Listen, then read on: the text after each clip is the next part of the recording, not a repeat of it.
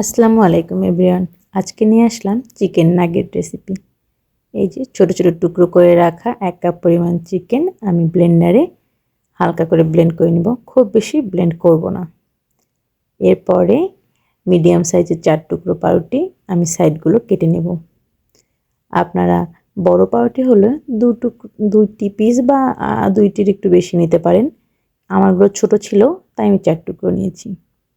এরপরে একটি পাত্রে পানি রেখে সেই পানির মধ্যে পাউরুটিগুলো ভিজিয়ে নিয়ে খুব ভালোভাবে চিপে নিব।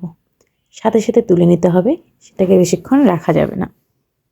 তারপরে মাংসের কিমার সাথে অ্যাড করে দিলাম। এরপরে আদা রসুন বাটা 1 চা চামচ পরিমাণ দিয়ে দেব। 1 চা চামচ পরিমাণ গোলমরিচ গুঁড়ো।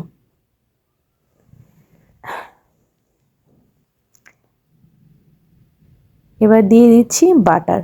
আপনাদের কাছে বাটার না থাকলে সয়াবিন ইউজ করতে পারবেন। পরিমাণ মতো লবণ, পরিমাণ মতো চিনি দিয়ে দিলাম। খুব সামান্য পরিমাণে মরিচের গুঁড়ো। এরপরে 1 চা চামচ পরিমাণ সয়া সস, 1 চামচের একটু বেশি টমেটো কেচাপ। সবার শেষে দিয়ে দিলাম কর্নফ্লাওয়ার, সেটা হাফ কাপের মতো পরিমাণ করে ব্লেন্ড করে নিলাম। ব্লেন্ড করে নেওয়ার পর এরকম একটি পাত্রে আমি পুরো কিমাটা এরকম চ্যাপটা চ্যাপটা করে হাত দিয়ে বসিয়ে দেব। একটু তেল হাতে ব্রাশ করে নেবেন যেন চ্যাপটাটা সুন্দরভাবে বসে যায়। এই যে এরপর একটু চাকুর মাধ্যমে আমি নাগেটের শেপ দিয়ে কেটে নেব।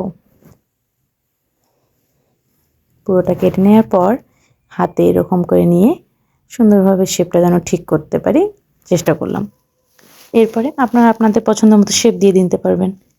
এরপরে একটি ডিম, ব্রেড ক্রাম্ব আর একটি পাত্রে কিছু ময়দা নিয়ে কোটিংটা করব। প্রথমে ময়দার মধ্যে চুবিয়ে পরে ডিমের মধ্যে চুবিয়ে নেব।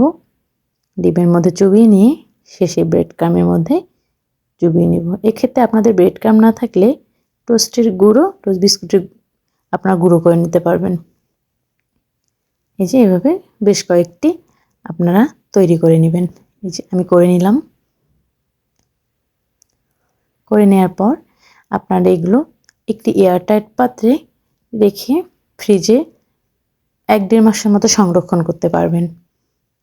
এই যে আমি পাত্রের মধ্যে রাখছি।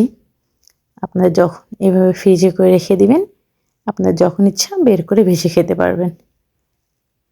এরপরে আমি কড়াইয়ে তেল নিয়ে দেখাচ্ছি আমার ভেজে নেওয়া চিকেন নাগেটের ফাইনাল লুক।